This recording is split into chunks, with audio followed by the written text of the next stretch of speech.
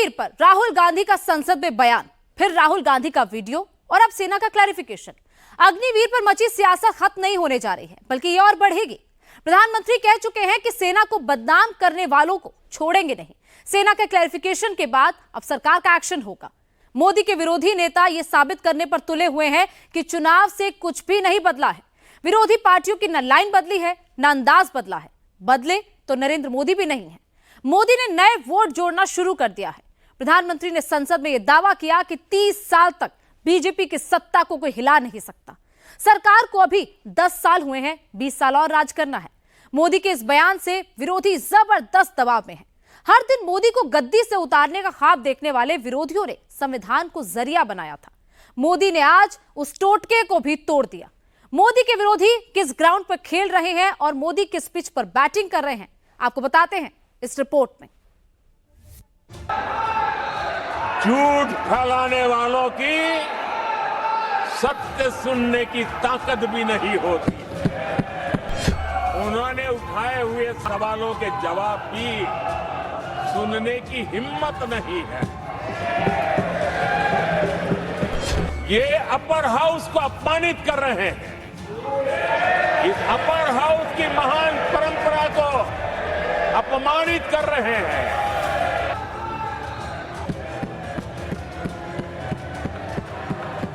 देश की जनता ने हर प्रकार से उनको इतना पराजित कर दिया है कि अब उनके पास गली मोहल्ले में चीखने के सिवाय कुछ बचा नहीं।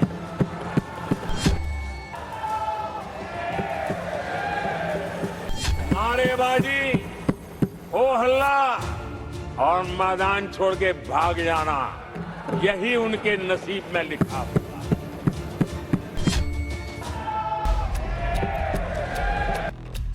नरेंद्र मोदी फॉर्म में आ गए हैं।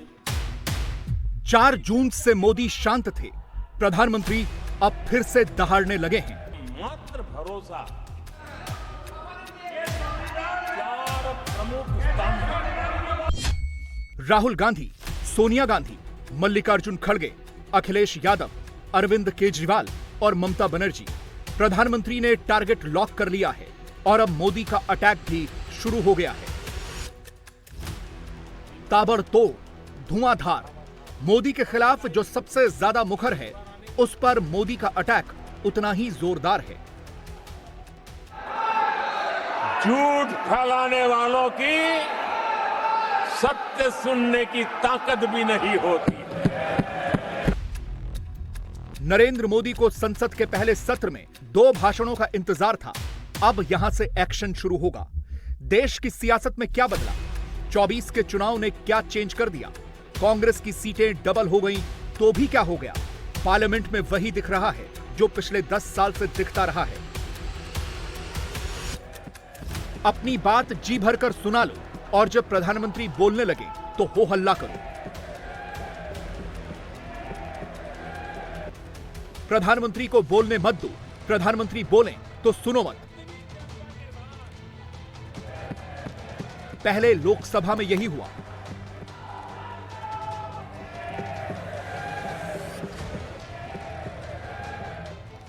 फिर राज्यसभा में यही हुआ। अगले 5 साल संसद कैसे चलेगी, इसका टीजर दिख गया है। अगले 5 साल मोदी सरकार कैसे चलाएंगे, इसका भी सैंपल सामने आ गया है। कुछ समय पहले मैंने बंगाल से आई कुछ तस्वीरों को सोशल मीडिया पे वीडियो देखा। एक महिला को वहां सरेआम सड़क पर पीटा जा रहा है।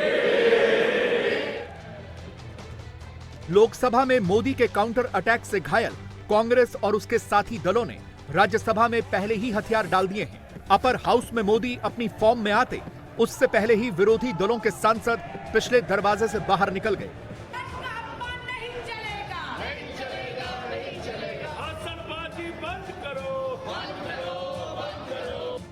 विरोधी दलों के पास दूसरा कोई चारा भी नहीं था। राष्ट्रपति के अभिभाषण पर होने वाली चर्चा का जवाब देना प्रधानमंत्री का अधिकार होता है। मोदी ने इस मौके का पूरा इस्तेमाल किया। प्रधानमंत्री ने कांग्रेस और अन्य विरोधी पार्टियों को आईना दिखा दिया। भारत की आजादी के इतिहास में हमारी संसदीय लोकतांत्रिक यात्रा में बहुत दशकों के बाद देश की जनता ने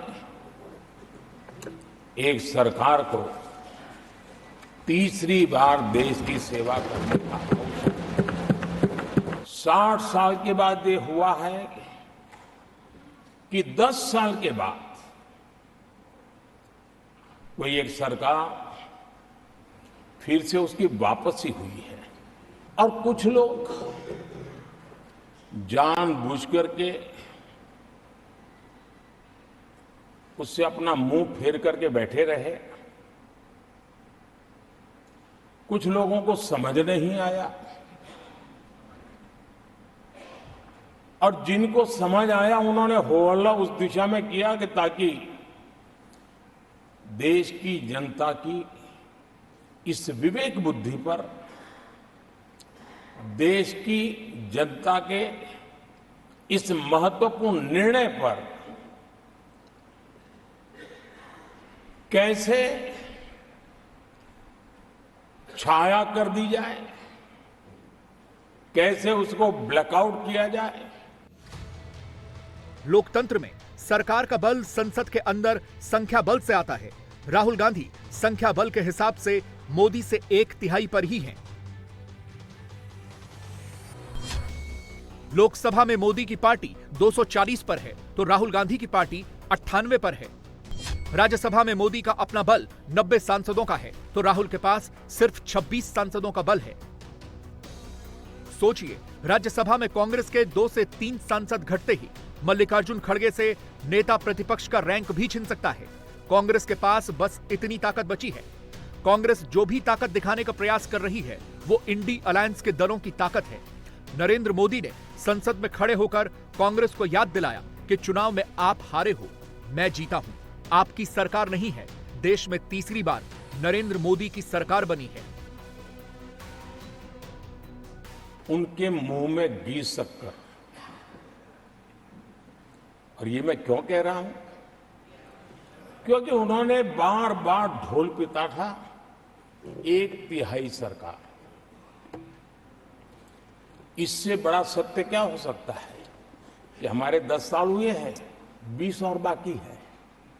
1/3 हुआ है, 1/3 हुआ है, 2/3 बाकी। मैं जानता हूं आदरणीय सभापति जी, यहां कुछ ऐसे विद्वान हैं जो ये मानते हैं कि इसमें क्या है, ये तो होने ही वाला है, ये तो अपने आप तीसरे नंबर पर पहुंचने वाली है, ये तो अपने आप हो ही जाएगा। ऐसे विद्वान हैं। अब ये लोग ऐसे हैं जिन्होंने ऑटो पायलट मोड पर सरकार चलाने का या तो रिमोट पायलट पर सरकार चलाने का उनको आदी है, इसलिए वो कुछ करना धरने में विश्वास नहीं करते हैं। वो कुछ करने धरने में विश्वास नहीं करते, वो इंतजार करना जानते हैं। लोकसभा में मोदी ने राहुल को सामने बिठाकर विरोधियों की बखिया उधेड़ी थी। राज्यसभा में मोदी ने यह काम सोनिया गांधी और मल्लिकार्जुन खड़गे के सामने किया। राहुल गांधी और कांग्रेस के लोग इन दिनों संविधान कर रहे हैं। राहुल पहले दिन संसद आए तो संविधान की कॉपी लेकर आए थे।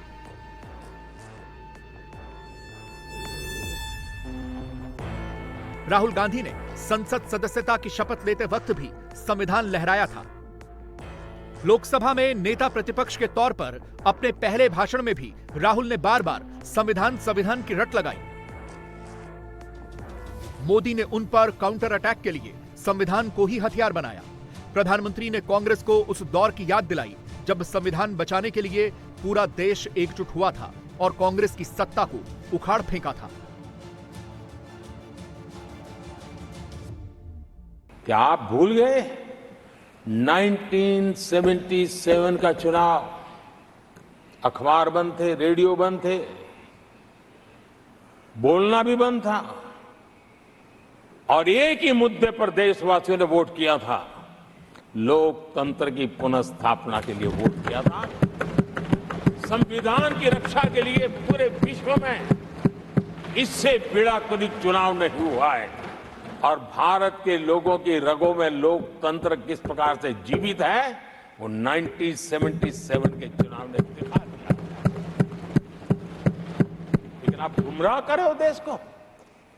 मैं मानता हूं कि संविधान की रक्षा का वो सबसे बड़ा चुनाव था और उस समय देश की विवेक बुद्धि ने संविधान की रक्षा के लिए उस समय सत्ता पर बैठे हुए लोगों को उखाड़ करके फेंक दिया था। और इस बार अगर संविधान की रक्षा का चुनाव था तो देशवासियों ने संविधान की रक्षा के लिए हमें योग्य पाया है।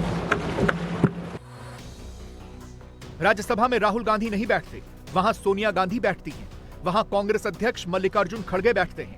मोदी अलग अलग विरोधियों के लिए अलग अलग मुद्दे सेलेक्ट करके अटैक करते हैं।